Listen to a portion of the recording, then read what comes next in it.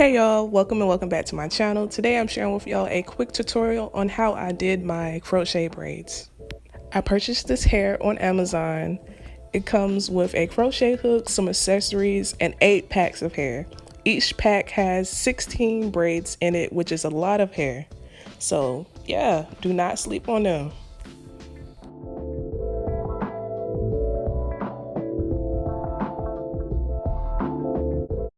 So I section off my hair so I can do the llusion braid pattern in the front and then cornrow my hair in the back.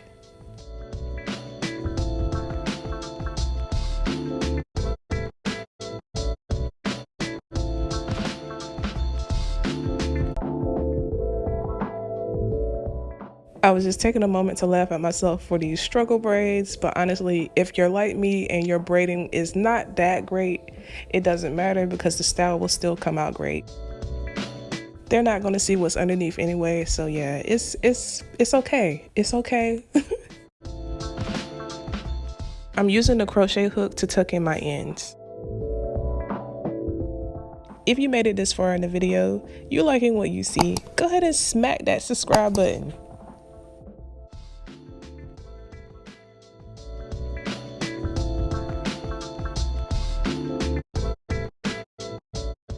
So I had made a mistake when I put in my crochet.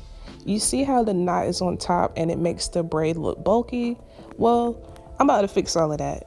And if you're having the same issue, take a look. So all you do to fix that is point the crochet needle down and then add the hair as you usually would.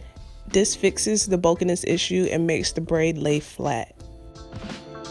I also want to add, please do not put your cornrows so tight that you can't put the hair underneath, or it causes tension when you put the hair underneath.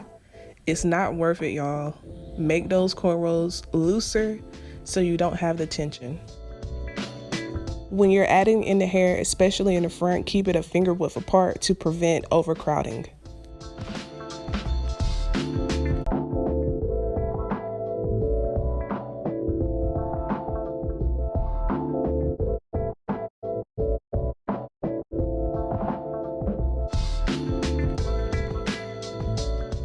So this is my hair. I love the way it turned out. The llusion method is definitely where it's at. It's definitely a look. I used 7 of the 8 packs, and yeah, y'all, try it. Try it if you haven't. If you're thinking about it, try it. Just try it. As always, thank y'all for watching, and I will see y'all next video.